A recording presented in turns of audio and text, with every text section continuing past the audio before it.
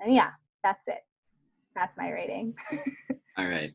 Well, let me just say, first of all, this movie blew me out of the water. You know what I'm saying? I was going to give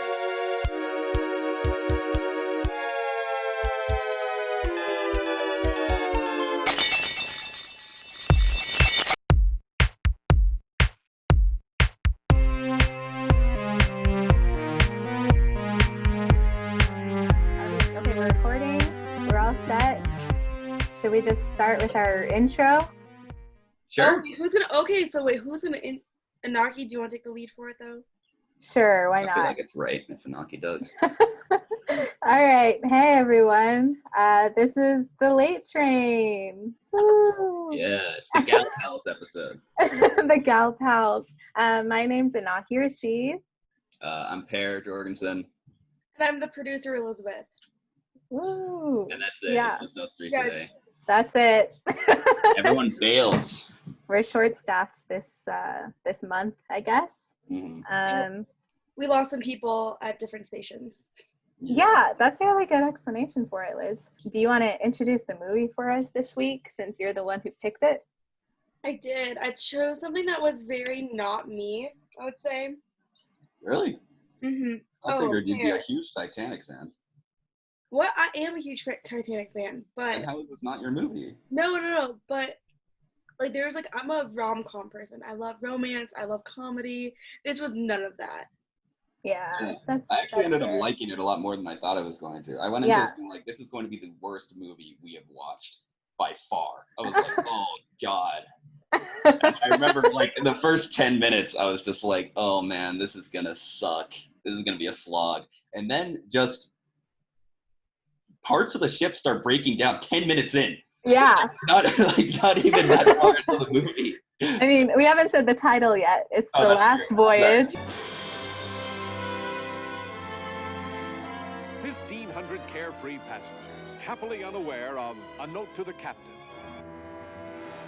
a hissing steam gauge, For God's sake, Walt, get out of here! and the strange tricks love can play. Anybody can say I love you. I then say One moment a honeymoon to last forever, and the next,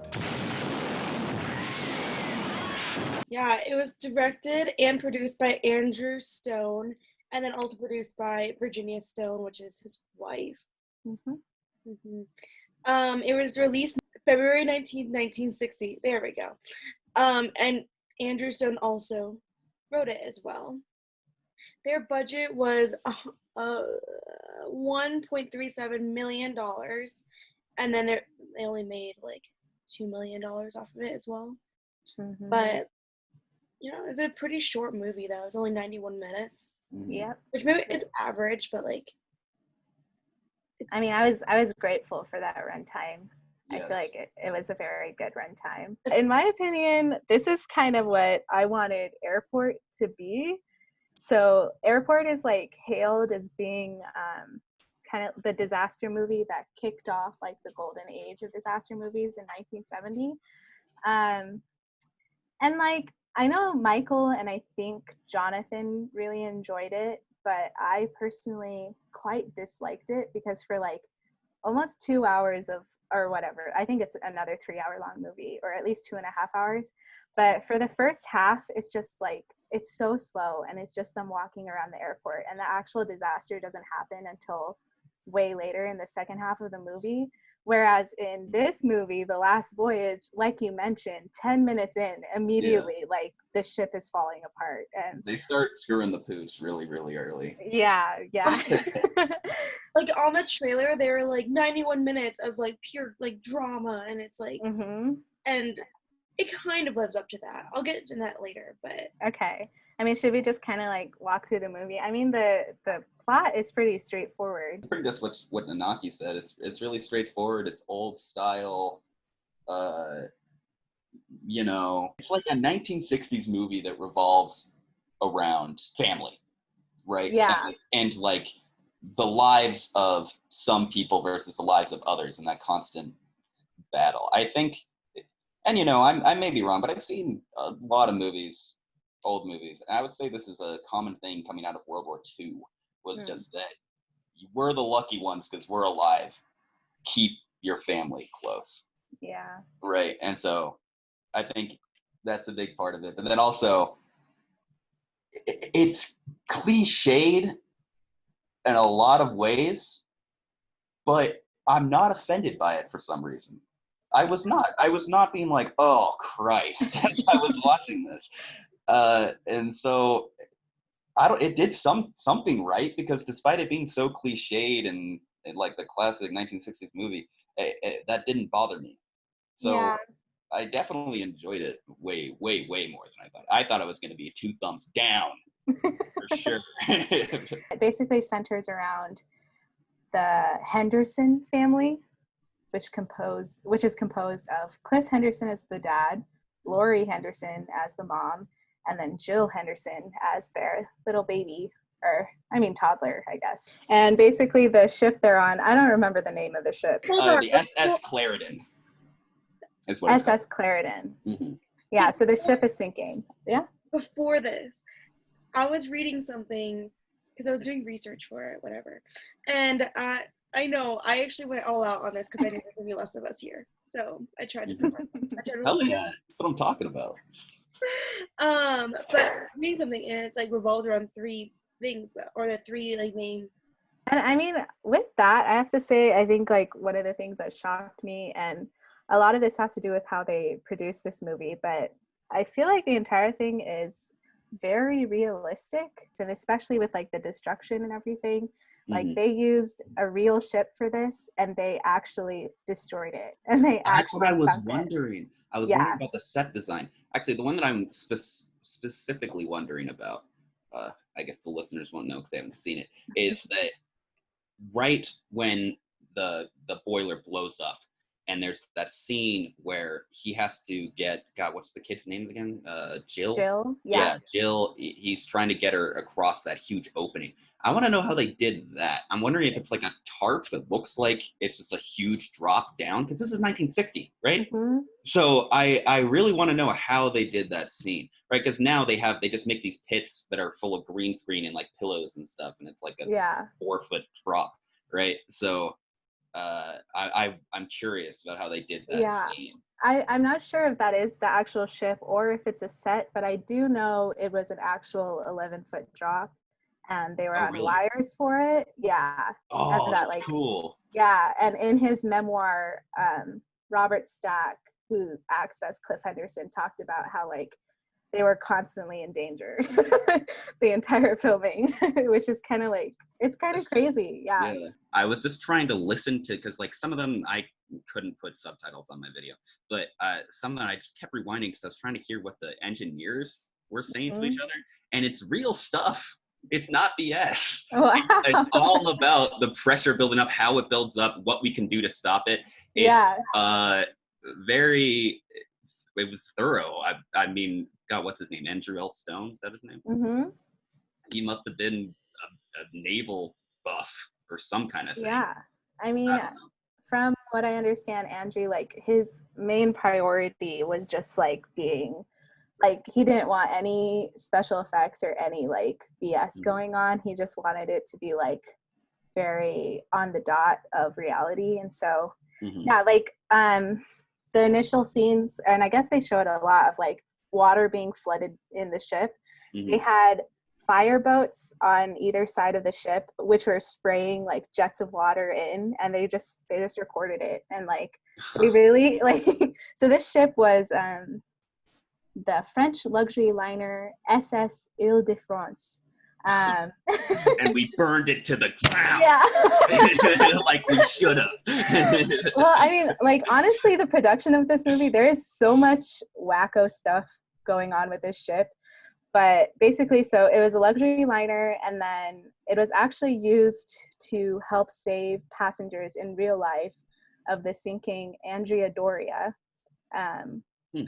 And the plot of this movie is based on actual events of the Andrea Doria, which is also kind of cool. That is cool that they used the ship that saved the ship that was what that was kind of based off of. Confusing, exactly. I know. And then so that happened in 1956, 4 years before this movie. Oh. Wow. Yeah. And so then the luxury liner was decommissioned in 1959 and then sold to a Japanese scrapyard.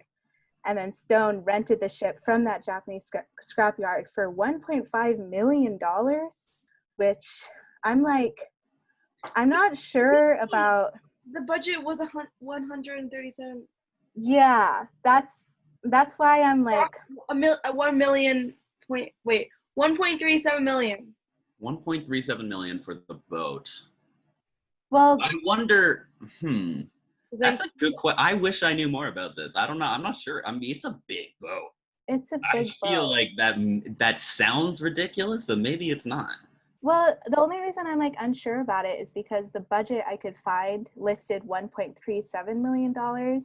And so he bought the boat, he borrowed explosives from his buds. And he but anyways, he rented the boat for that much. He's not going to get his deposit back.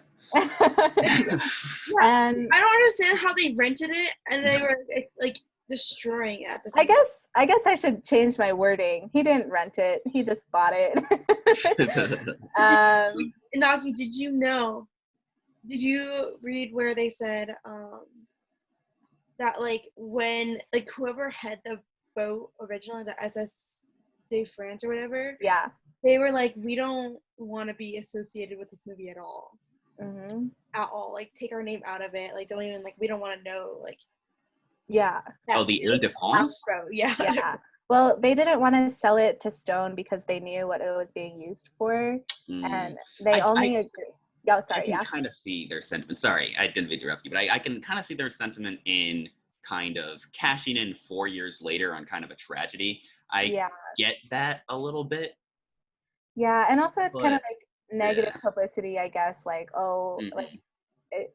associating a sinking ship with their ship, I guess, makes sense. But basically MGM was like, don't worry, we won't publicize the sale or the fact that we used your ship at all. And that was the only thing that like let them agree to it. But after they got the ship, so this is again like where I'm not sure if my sources are valid, but apparently businessmen in Osaka didn't want them to use the ship and like constantly threw up roadblocks to prevent them from damaging the ship and to prevent them from shooting the movie, and like sent a bunch of threatening letters. And then allegedly like so they filmed all of this in the Sea of Japan, by the way.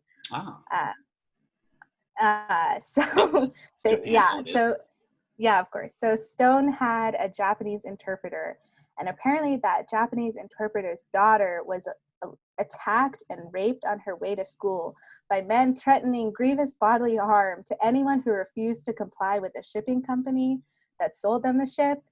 And then like there's just so much stuff, and then like their insurance agent was in cahoots with this Japanese shipping company. Sounds and then like also mafia shit. Yeah. I'm like, were the Yakuza involved?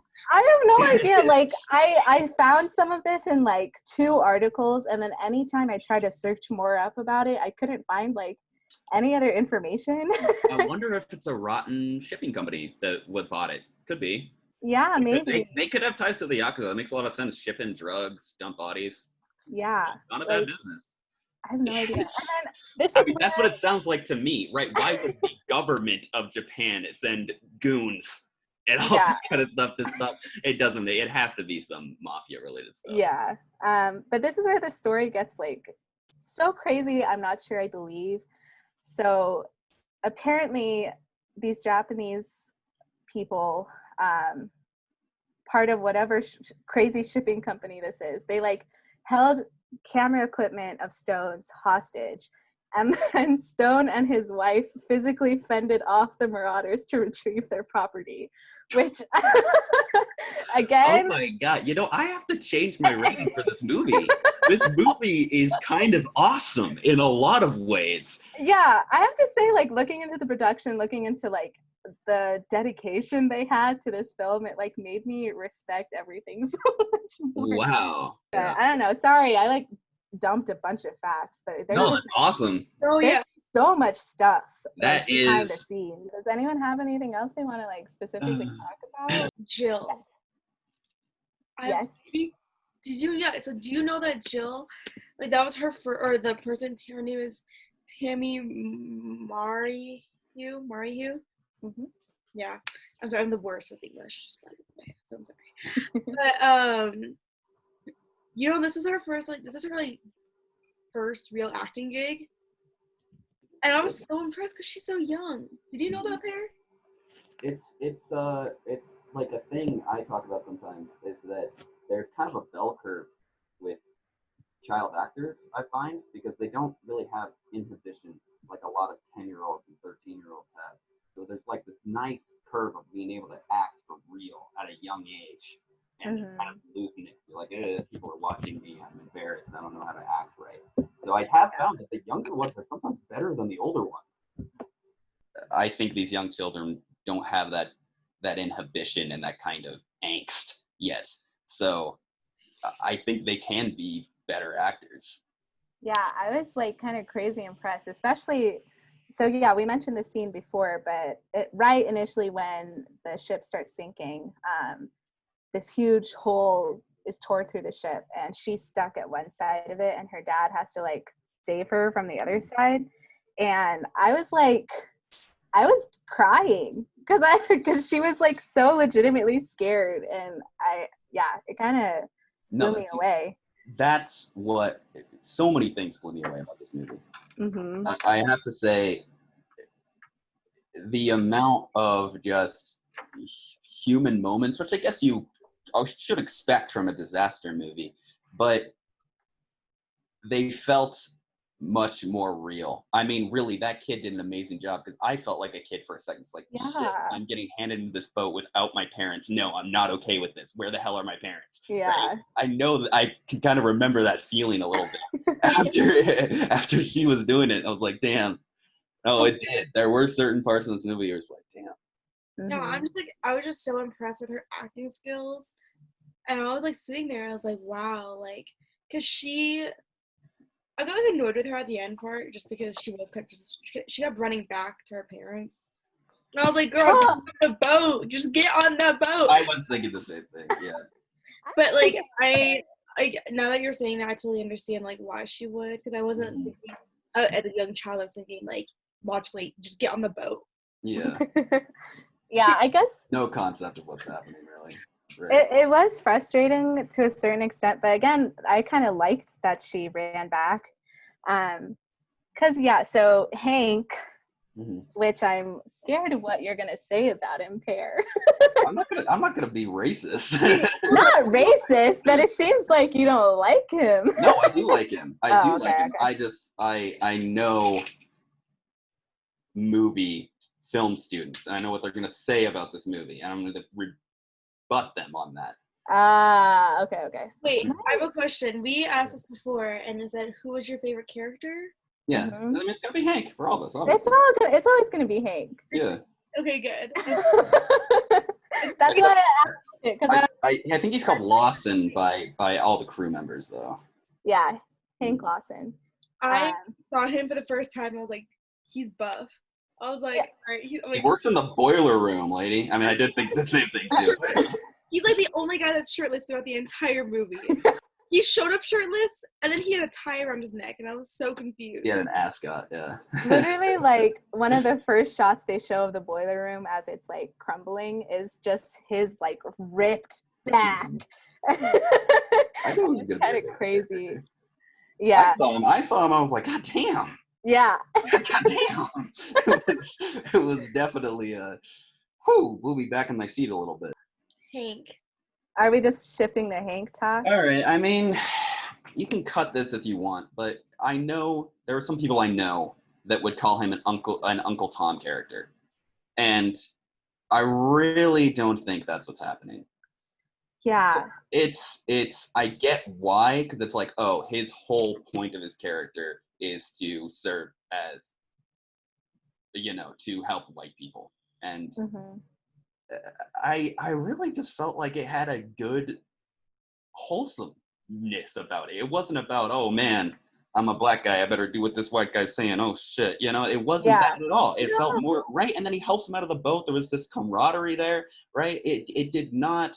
I just want to say this because I know some people who would watch this movie and say this is stupid, this is bad. Uncle Tom character racist, and I say no. No, I completely disagree. Yeah. There's that one scene where Cliff comes down and he's like, you gotta help my wife, and he kept helping him a little bit, like at first, you know, like oh, the torch has to have 2 of the, I think it's oxygen and saline is what it needs. Yeah, and he helped carrying them, and then there's like, and then when his boss was like, you gotta go help them stop this thing, he's like, no. Well, yeah, he knew that it was gonna break no matter what they did. And he just was, I'd rather save a life than deal with this stupid thing, or this thing that's break anyway.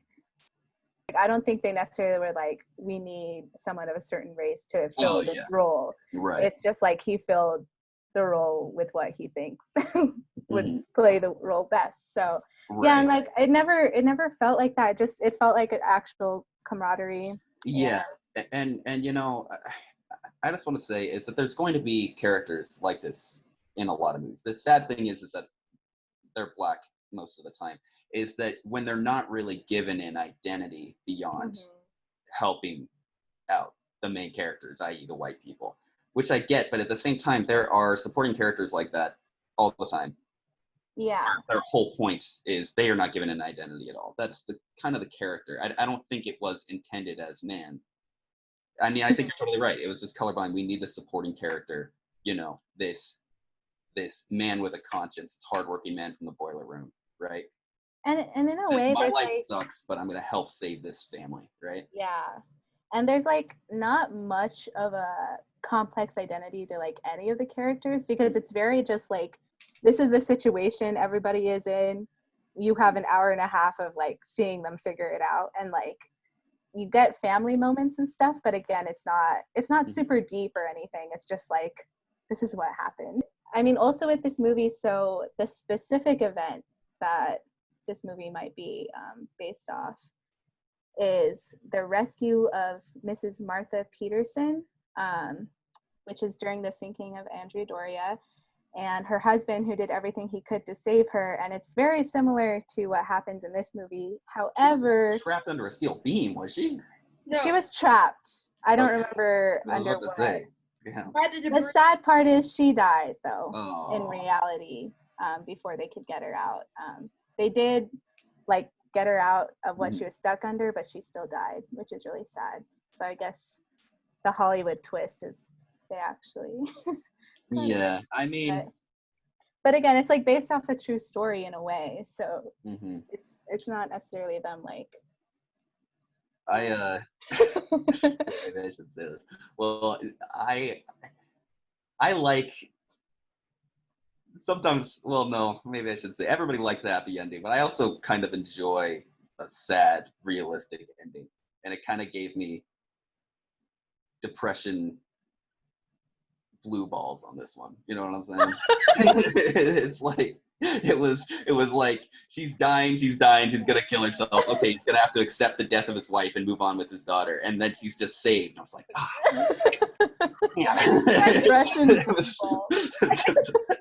I kind of really do wish she died.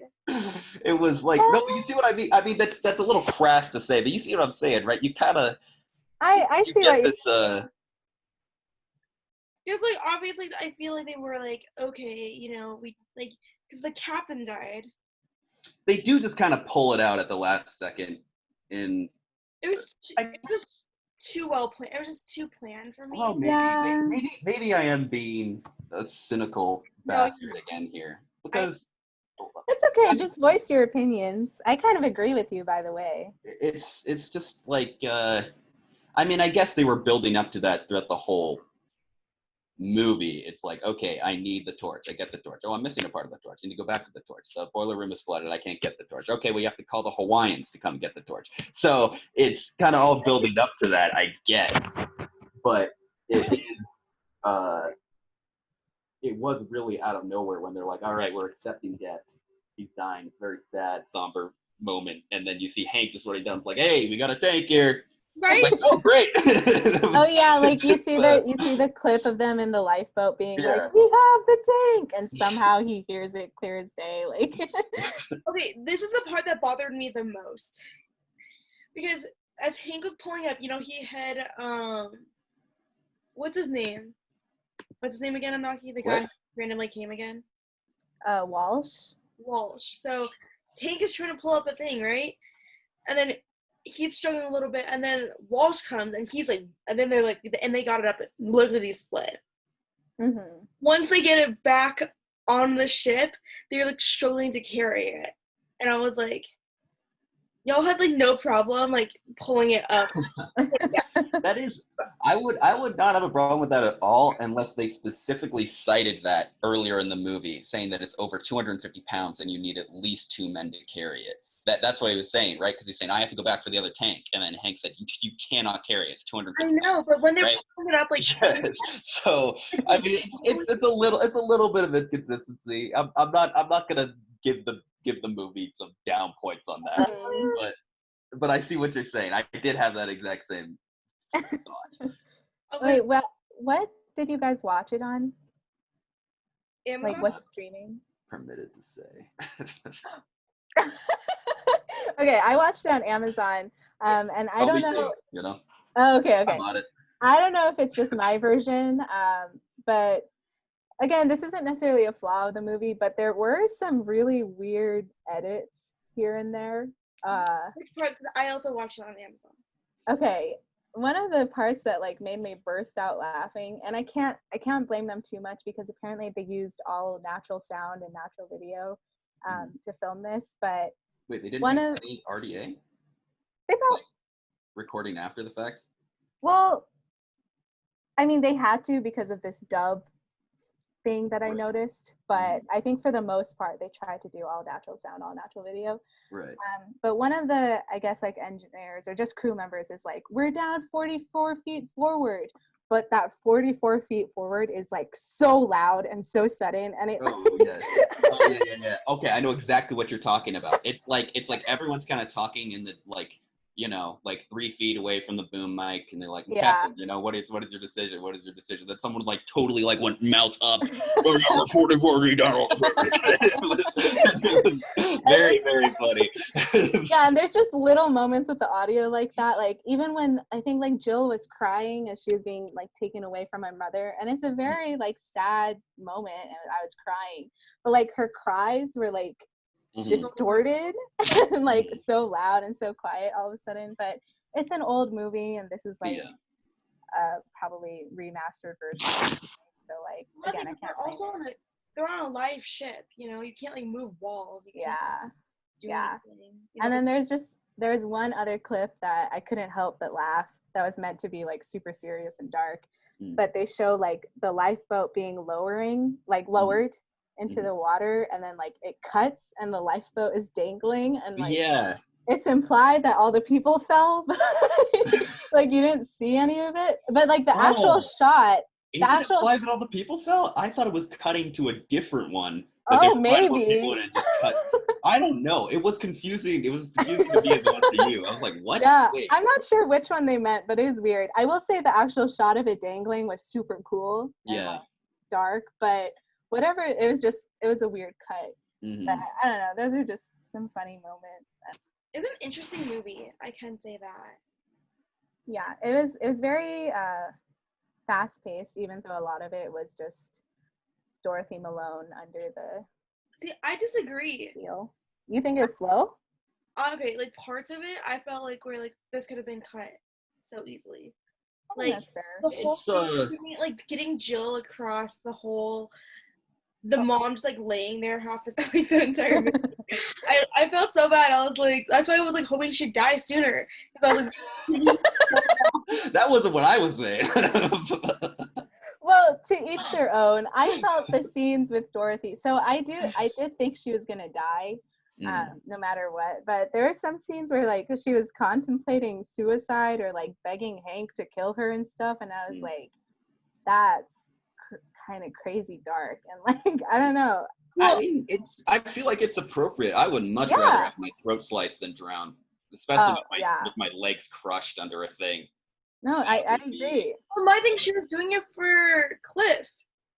She wasn't doing it for herself. She was mostly doing it for Cliff, so he could go on a boat. I mean, I feel like it's kind of half and half. Yeah, and even then, I think she was also doing it, and I kind of wish they talked about Jill a little bit more, but they do mention, like, she doesn't want to leave Jill alone, and so she wants Cliff to survive and, like, not sacrifice his life just for both of them to die, because I think that's what she kind of resigned herself to.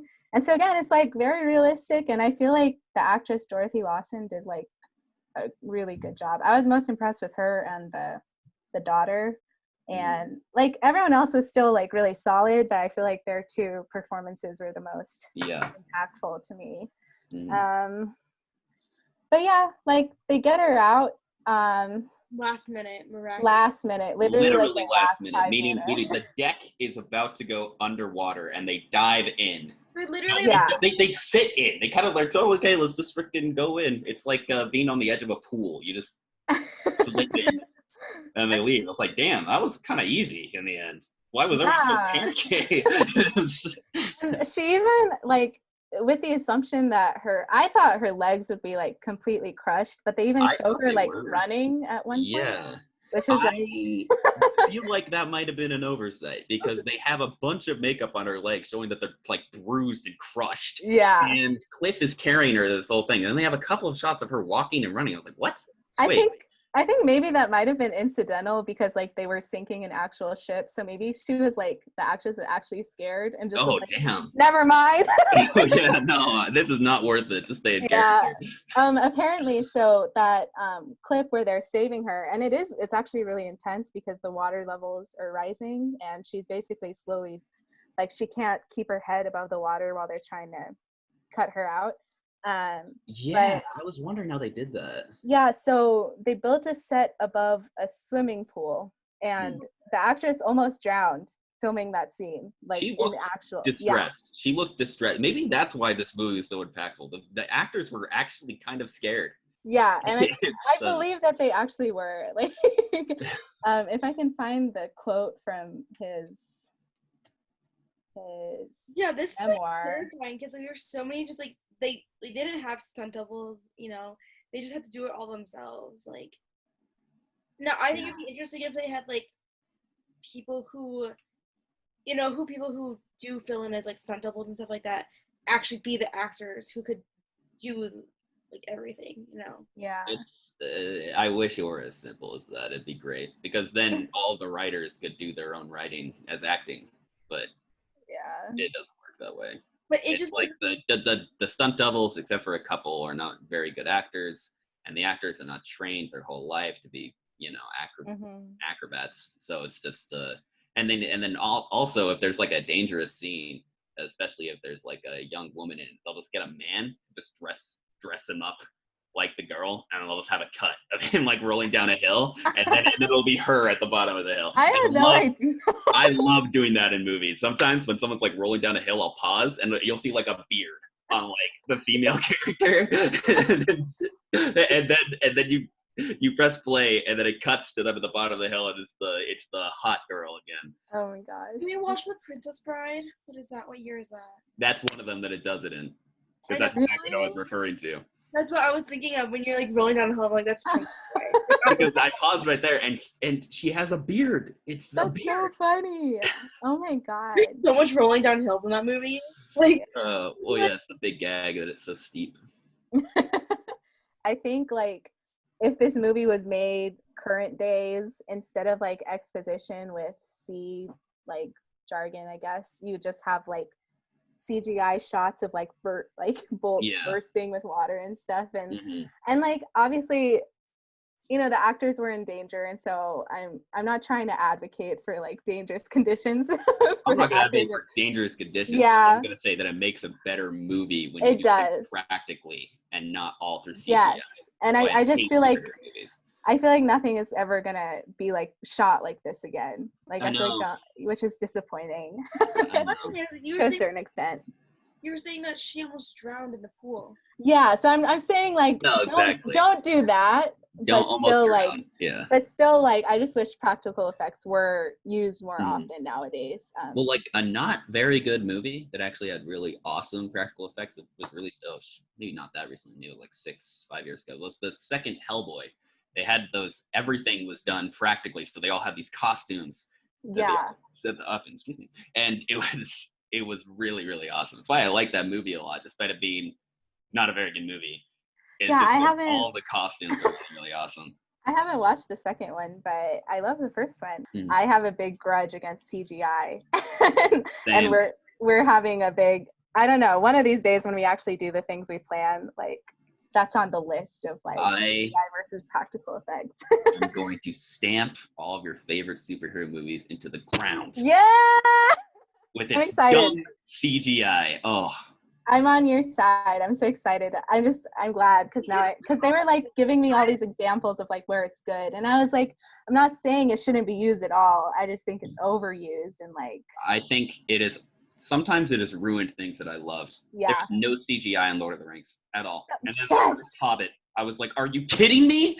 Claire, that is exactly what started my I was like, for CGI. My God. You don't understand my disappointment when I went to go watch The Hobbit in theaters because I love the original. We saw it on my older brother's birthday because it was like which one is it? The first Hobbit. The first Hobbit. I walked out of there just blank faced, like, what? When they showed the orcs, and my brother tried explaining it away as if like they're younger in this scenario, and I was like, it doesn't matter. Why did they make them all CGI? You could still show that they're younger. He was like, well, they're like closer to elves now. No, they're not. Bilbo's a young man. It's not 1,000, 2,000 years ago. And I'm like, even with that explanation, it doesn't excuse it. Why are they like the Uruk-hai and the orcs are so disgusting and awesome. Elizabeth, this is so important though. No, my friends, we have to keep this for that discussion because both inside.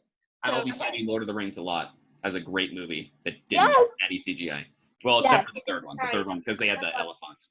But other than that, and then it's like it's like used relatively tastefully, so it's like it's okay.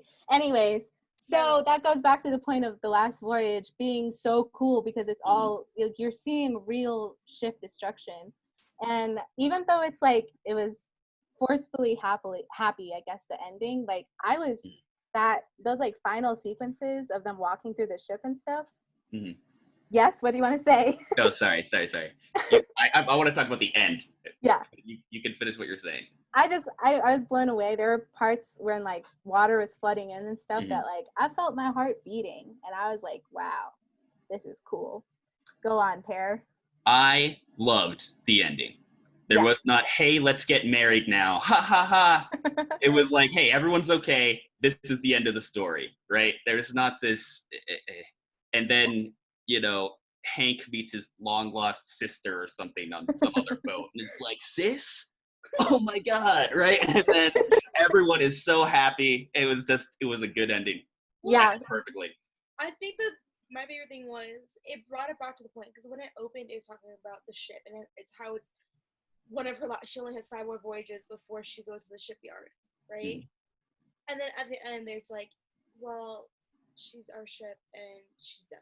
It was her last voyage. At the end there was the stories within the boat, but then the whole story was about the boat, and that's what I loved about it. And I like that it had its tiny moment of like, I don't know, happiness, and it's a quote I really liked. It's when he's helping Hank getting to the boat, and he pushes the other people aside, and he's like, "This is one guy I'm gonna help aboard personally." Yeah. And I was like, that's just such a perfect little like. You don't need to see them go on and become friends and have dinner or something, exactly. But it's just like that little moment of camaraderie and like respect for the man who helped him save his family, and it's just like it means so much more. It means so much more. Yeah, and it's really nice, and like even though, like. I know we complained a little bit about her not dying, but like it's like not the worst thing in the world either. It's still a really solid. No, I still liked the ending. I still like the ending. There are so many other movies that pull these weird endings out of their ass, where it's just like, and everything is great and fine, hooray, right? And that's not what they did here. It's very tasteful. Yeah, it's just like, you know what? everyone survived except multiple people. Like, a lot of people did die. Yeah. Like, at the end, like, the people who were trying so hard to survived. Mm-hmm. And we all know they're gonna find their daughter again, even though she's like on a different boat. Yeah. Like, we didn't even see that reunion. I'm really happy about that. Yeah. I'm gonna say it again. Like, I just find it interesting that Airport is the movie that kickstarted the golden age of disaster movies, because I feel like this one does it so much better. And like I kind of wanted Michael here because I know he really liked Airport, and I wanted to hear his thoughts on this, because I kept finding myself comparing it to it, because I know it's like technically a different kind of disaster, but to me it's just perfect. It just shows what happens. It shows it done like crazy well and super intensely, and it's wrapped up relatively well. Do you guys have any other like scenes or something that you want to point out? I was very critical of this movie, like, because I thought this movie was gonna be terrible as it first started. Like, I literally pulled this movie out of my ass. I did Wikipedia. I was like, I want to do 1960. Yep, that's the year I want. I was like going through looking for just a movie that you guys would enjoy, that wasn't gonna be like a rom-com, be like, oh, we fell in love, oh my god. So it was just, and I figured this one was like I kind of liked the front. It was like, I thought it was gonna be a little bit more romantic, but it was romantic. It was incredibly romantic. It wasn't great, but I guess like not in the way Titanic would be, I guess. Well, Titanic is kind of like the star-crossed, hey, I'm like a guy from Chicago. and then she's like, oh, but I'm so proper, right? That's Titanic, right? This is about a loving husband and wife, right? No, it's just like, I like the love story. They were already in love, and I was like, okay. They already had a child. I get what you're saying. I think it's like, if you go into it expecting another Titanic, that's not what you're gonna get. Yeah. It's like a different portrayal of romance, I guess. I was gonna say call this episode pre-tanic, but it's not. It's not. Yeah. I think one scene we didn't really talk about, and I guess this is kind of a criticism. So the captain kind of dies, and like I have to admit, I was like searching up facts while I was watching the movie, so I'm not sure if I just wasn't paying enough attention, but it does kind of feel like out of nowhere. Yeah, so it's both of them, and it does come abruptly because things are kind of tranquil. People are getting out on ships, and then suddenly, and the captain's just reading a letter. He's like, oh yeah, you're going to be, what was it, naval commander or something like that? Of some crazy, one of the highest ranks you can have in the Navy is pretty much what the letter was saying, right? And he's in his office being like, well, goodbye to that. and then right after that happens, the freaking tower crushes him. So, and then, it was I would say more human than him saying, forgive me. He was saying, you shouldn't have said that. Yeah. You shouldn't have said that, right? Yeah. It's like, I did what I could. I did what I thought was best. Okay. Right? Yeah, that's fair. I think it just felt abrupt because, so I saw the tower. But it makes sense, though, now that I'm thinking about it, that it would be abrupt. But yeah, I saw the tower falling, and I was like, whoa, that's cool. And then I looked away, and I looked back, and he was on the floor. But yeah, I thought that moment was quite touching, and like the guy who was talking to him was talking about how like the captain of the Lusitania, is that what he said? Or something? Like just told them all to stay calm up until 10 minutes. Wait, isn't that what he was defending? No, he was defending the captain by saying that your decision was not based in nothing.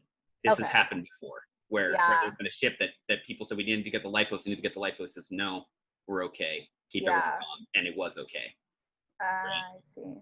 I mean, the main focus of the movie is the family. But I don't know, maybe this is just me being used to like current day movies and then like showing the backstories of every single person like involved. And I'm not necessarily asking for more backstory, but I kind of wish there was like maybe a bit more with the crew and like their experience and like out. they're all sweaty and buff compared to the other people. Yeah. That's true. Hank's the only person we really know about, except for the engineer who's just trying to get things fixed. And then he says, Captain, I'm the engineer. Things are bad. And the captain's still like, nah. Yeah. It's all right. So I guess that's the only real thing we get on it. And then, there are the Asian crew members, and that's it.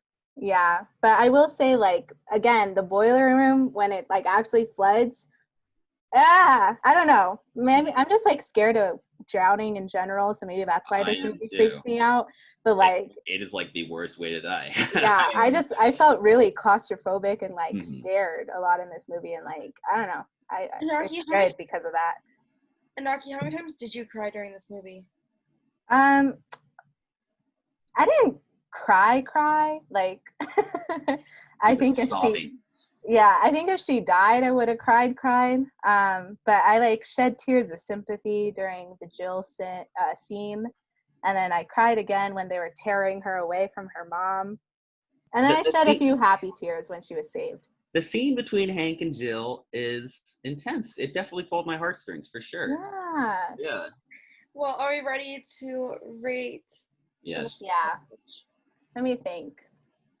I don't know, like, now that we've talked about it, I feel so much more appreciation for this movie. Yeah. Well, I didn't know. I knew some of these facts. I didn't know a lot of them, so this really raised my score a lot. Yeah. Like, reading about everything that went into making it really makes me, like, again, it's like you kind of become numb to good visuals nowadays, which is interesting. But for them I thought they were all fake. I was, like, sitting there, this is just so bad. The ship blowing up, I was like, whoa, they really did that for sure. I was like, wow, that is real. I couldn't tell with the drop in the ship with the Cliff and Jill. That's what I was wondering about. So, man, how did they do that? Yeah. That was the one I was curious about. Okay, I think I have my rating. All right. Everyone ready? I don't know. I feel like I'm not going to do it justice. I'm almost worried about giving it... Oh, okay, I'm not going to say anything. Let's just do it. Great, ready? Based on your opinion. 3, 2, 1, go. Boom. Wow! All right, so for our listeners, we have 3 pinkies up and 3 thumbs up.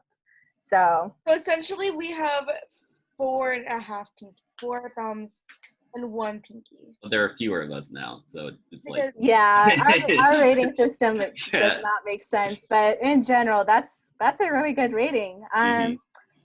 Should we go from most negative to positive review? Sure. Okay, Liz, go ahead. So the reason why I gave it 2 pinkies is because I don't know, like, I feel bad giving a no thumb. And I wanted it to be, like, all positive, but I didn't feel comfortable giving a no thumb and a thumb up. So I just gave it 2 pinkies up, which essentially means a thumb up.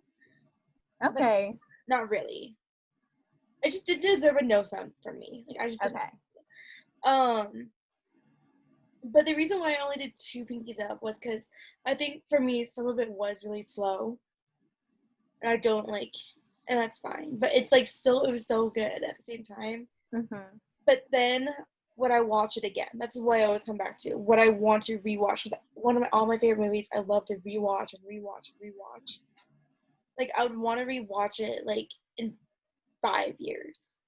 But not, like, I don't feel that immediate, like, urge. It was the same thing with 5. It was the same thing with all the other movies that, But I think it was really well made. There's a lot of thought. It was really detailed. And it was a good, wholesome movie at the end of the day. Yeah, I think that's fair. I gave it a thumbs up and a pinky up because I just have a lot of respect for the filmmaking that went into this and just, like, the dedication and all the practical effects, and, like, it did what it's supposed to do, in my opinion, for a disaster film, and it, like, really genuinely made me scared of being in that situation. And I can't say that for a lot of movies. So I think they achieved that really well. I don't know. The only reason I didn't give it 2 full, like, thumbs ups is I feel like I have to save that for, like, movies that completely blow me away in, like, every single aspect. And it it almost did that, but I just like, I guess kind of with Elizabeth, I'm not necessarily like gearing up to watch it again.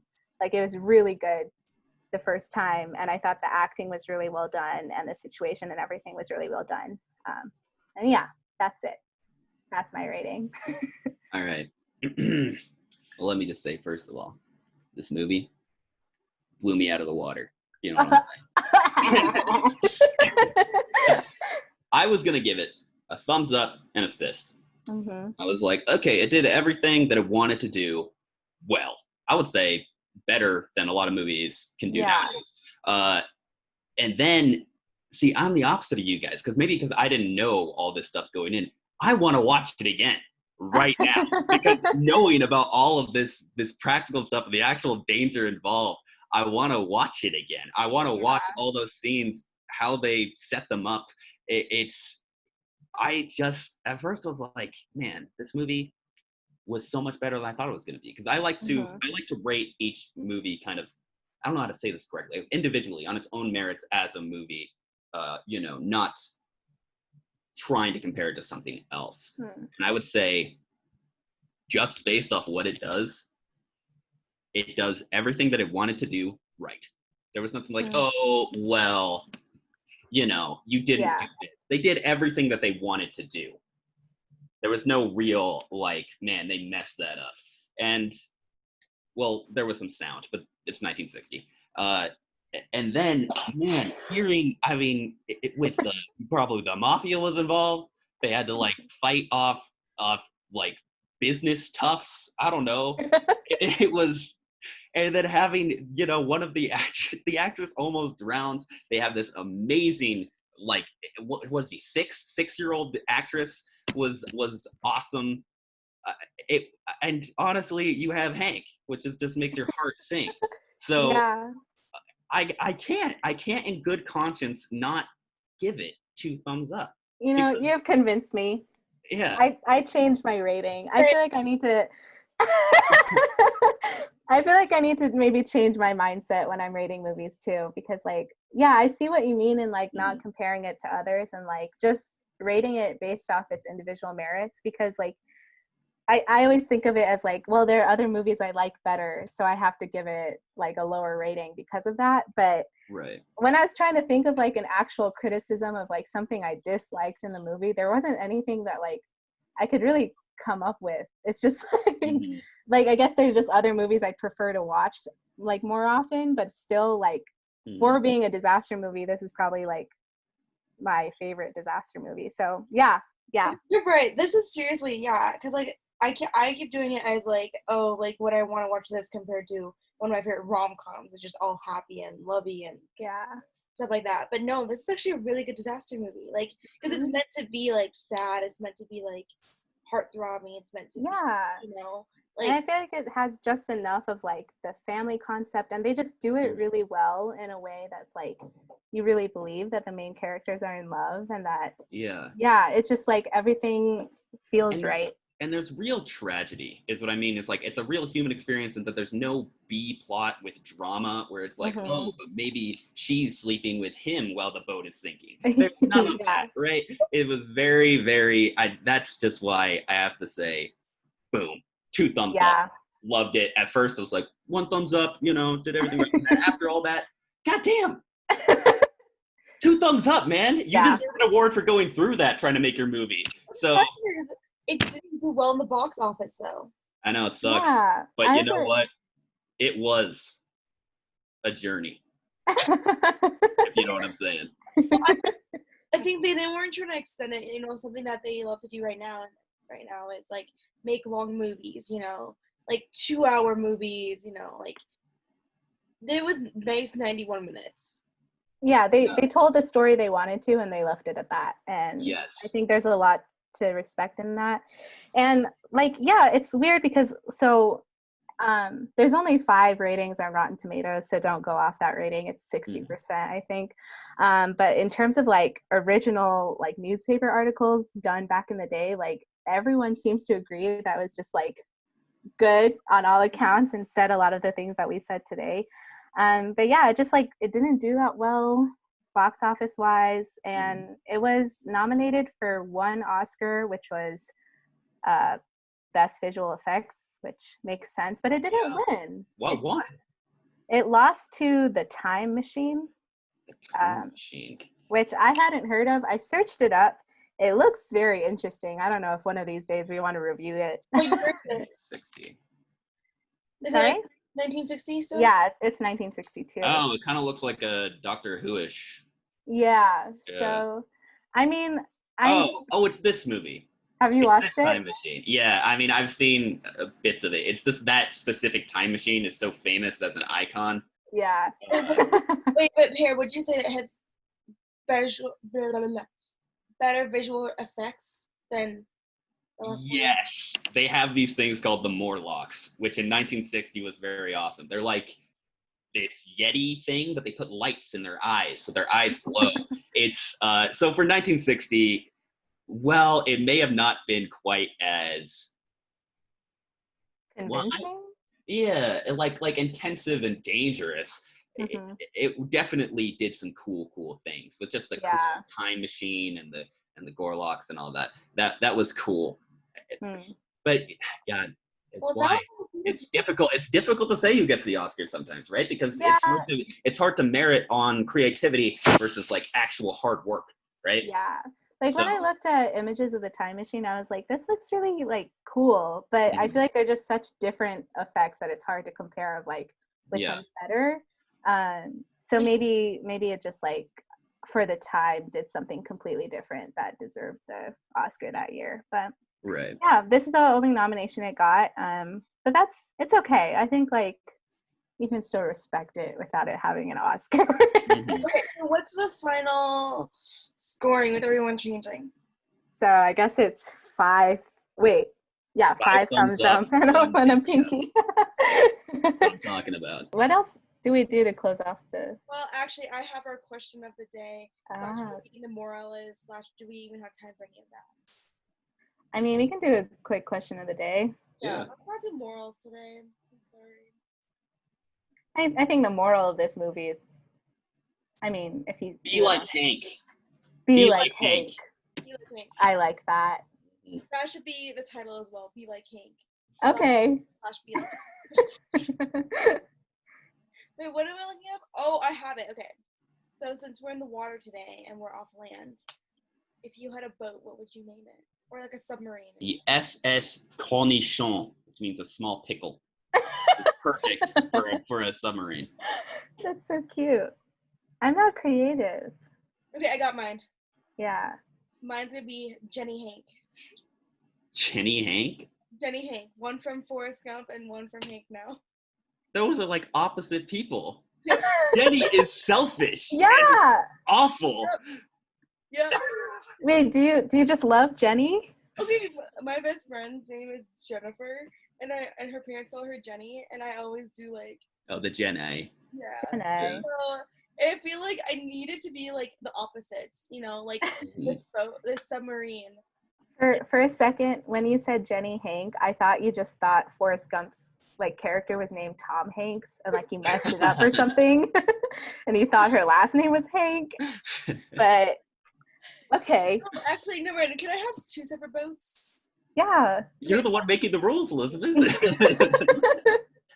Okay, so I want my boat to be named Jenny. Okay. And then I want my submarine to be named Hank. I see. All right. Innuendo. I get it. I mean, I use film references to name everything. So now that you mentioned Forrest Gump, I guess I'll just do Bubba Gump. Oh. That's my name. Yeah. I feel like it's fitting. That's a good one. As Forrest Gump plays us out, which I hope we don't get in trouble for using, I hope you all enjoyed this episode of The Late Train. As always, you can email us at thelatetrainpodcast@gmail.com and follow all our socials, Facebook, Instagram, YouTube. You know the gist by now. If you'd like to follow along with us next time, we will be watching the original 1950 Father of the Bride. Thanks for listening, guys. See you next time.